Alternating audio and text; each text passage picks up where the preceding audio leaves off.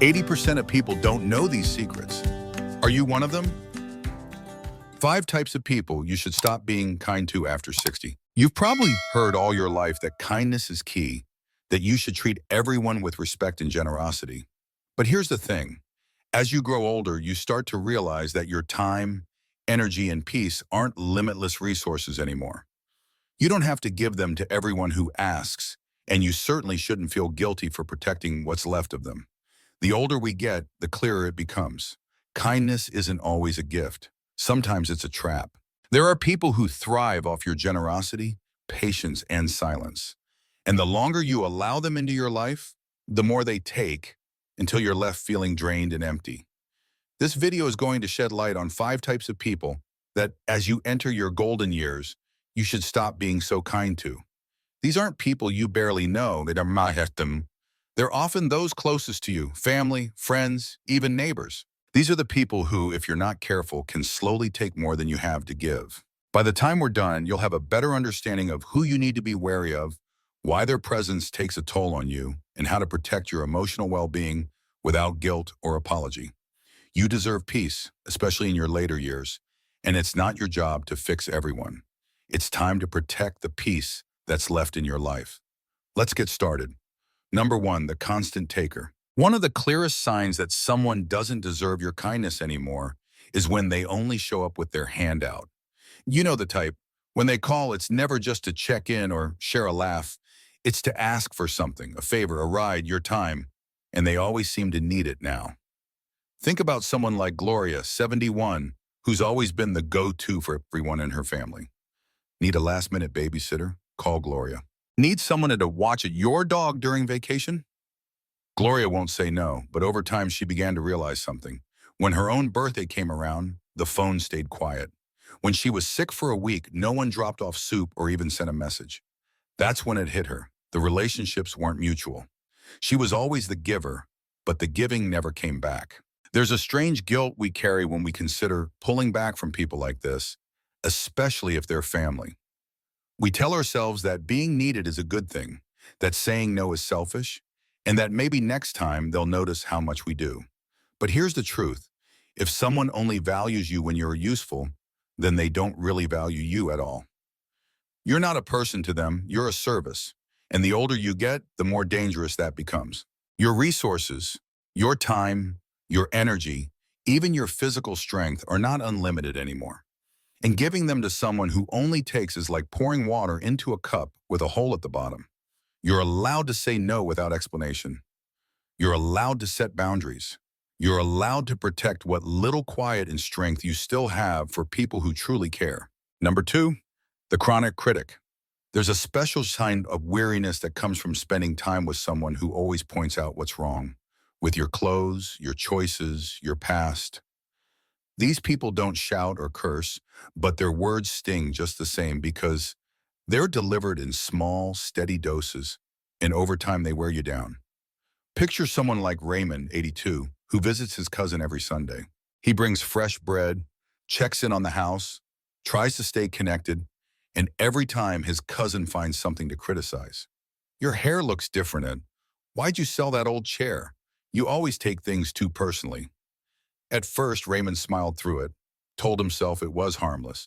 But after years of those visits, he started feeling smaller, doubting his choices more, and lost the joy he once felt walking up to that porch. The danger of chronic criticism isn't in the words themselves, it's in the slow erosion of your self-esteem. These people mask their cruelty as concern. They say they're just being honest, just helping you improve. But what they're really doing is chipping away at your peace, one comment at a time. And when you let that go unchecked, something inside you starts to shrink. You stop sharing, you stop trying new things, you brace yourself before every conversation, wondering what they'll pick apart next. At this age, you have earned the right to feel safe in your own skin. You don't need to be perfect. You don't need to please. You don't need to explain why you like what you like or live how you live. If someone always leaves you feeling wrong, small, or broken, you owe it to yourself to stop handing them a front row seat to your life. Being kind doesn't mean being available for abuse, no matter how politely it's packaged. Sometimes the most loving thing you can do for yourself is to step back and say, I'm done letting you rewrite my story in your voice. Number 3, the guilt tripper. There's a heavy weight that comes from being around someone who knows how to twist every situation to make you feel like the villain. They don't yell, they don't argue, they simply look at you a certain way, drop a few carefully chosen words, and suddenly you're questioning whether you've done enough, whether you're good enough, whether you've failed them somehow. These are the guilt trippers, and they can be some of the most draining people to keep in your life, especially as you grow older. Take Margaret, 79, who lives on her own and tries to stay involved in her extended family's lives. Her niece only calls when she needs a favor, and when Margaret says no, even gently, she gets silence or worse, comments like, I guess I just thought family would be there for me. Margaret isn't saying no out of spite. She's tired. She's protecting her time. But guilt doesn't care. It sneaks in and sits beside her all evening, whispering that maybe she really is being selfish. What makes guilt trippers so difficult is that they often use your best qualities against you. Your loyalty, your empathy, your sense of duty. They make you feel like pulling back is an act of cruelty, when really it's the only way to survive. Over time, their emotional manipulation becomes a pattern that's hard to spot until you notice that you're constantly apologizing, constantly over-explaining, constantly giving more than you're comfortable with, just to avoid the cold shoulder that follows any boundary you try to set. Here's the truth. You don't owe anyone your peace. You don't have to explain every no. You don't have to trade your comfort for their temporary approval. If someone can't love you unless you're bending over backward for them, that's not love. That's leverage. And you're not a tool. You're not a caretaker of someone else's emotional wounds just because you're older and have more time. Your heart isn't a doormat, and guilt should never be the price you pay for saying what you need. Number 4, the secret competitor. Not every enemy shows their height. Some wear a smile, offer kind words, and even pretend to cheer you on. But underneath, there's something else brewing, a quiet, persistent competition. These are the secret competitors, people who don't just want to succeed, but want to make sure you don't shine too brightly beside them. You might know someone like Helen, 76, who joined a local art class after years of putting her creativity on hold. She was nervous but proud of herself for stepping out again. Her longtime friend Judy joined too, saying she wanted to support her. But week after week, Judy would find subtle ways to undercut her. Your piece is interesting, very bold for your age. Or, I love how carefree yours looks. I guess technique isn't everything. On the surface, it was friendly, but to Helen, it chipped away at her confidence until she started wondering whether she belonged there at all. Secret competitors don't attack directly. They use comparison like a scalpel, quiet, sharp, and hard to trace. They always seem to have a slightly better story, a more exciting trip, a bigger compliment from someone you both know. And when you're around them, you never feel fully celebrated, just tolerated, or worse, minimized.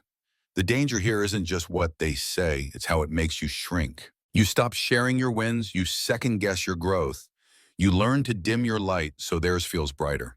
That's not friendship, that's rivalry disguised as closeness. In older age, you don't need to compete with anyone. You've survived too much, lost too much, and built too much to waste energy on comparisons that don't serve you. If someone around you can't clap when you win, or can only clap louder when they've outdone you, step back. You deserve to be around people who feel like a warm fire, not a cold scoreboard. Real friends lift you, celebrate you, and inspire you to keep going, not make you question why you started. Number 5, the passive-aggressive manipulator. Some people don't yell, they don't argue, they don't confront. Instead, they master the art of silence, sarcasm, and subtle digs that leave you wondering whether you're overreacting. These are the passive-aggressive manipulators, and they are especially dangerous in older age because their behavior can slip under your radar while quietly exhausting your spirit. Think of someone like Harold, 83, who's lived in the same neighborhood for decades. His neighbor Doug always smiles and waves, but when Harold brings up needing help with something small, like moving a planter or lifting a heavy box, Doug chuckles and says things like, "Guess you're finally slowing down, huh?" Or, "I'd offer, but I've got 2 knees that still work, and I'd like to keep them that way." He doesn't refuse outright, he just hides the sting in a joke. and Harold is left standing there, unsure whether he's been insulted or just dismissed. Passive-aggressive people play by different rules. They avoid direct responsibility by pretending they didn't mean what they said. They leave messages unanswered, cancel plans without explanation, and then, if you bring it up, they flip the script, accusing you of being sensitive, dramatic, or difficult. Over time, this wears you down. You start walking on eggshells, trying to avoid setting them off. You tell yourself it's not worth the fuss, but it is. Because the longer you stay in that dynamic, the more you start silencing your own needs, just to keep the peace that never really existed in the first place. At this stage in life, peace isn't a luxury, it's a requirement. And anyone who disrupts it with emotional games is not someone you need to keep close. You don't have to respond to every slight. You don't have to teach them how to treat you. You simply step back, make space, and reclaim the quiet they kept stirring up. Because the truth is, a smile without sincerity is just a mask, and you've lived too long to keep accepting counterfeit kindness. Final thoughts. Now that you've heard about these 5 types of people, take a moment to check in with yourself. Are any of them sitting too close in your life? Are you offering your time, your patience, or your energy to people who only take, only tear down, or twist your good intentions into obligations? The truth is, the older you get, the more valuable your peace becomes. You've carried people, you've forgiven more than you should have, and you've kept silent to avoid stirring up conflict. But you don't have to keep doing that. Not anymore. These years aren't about enduring toxic patterns. They're about clearing them out.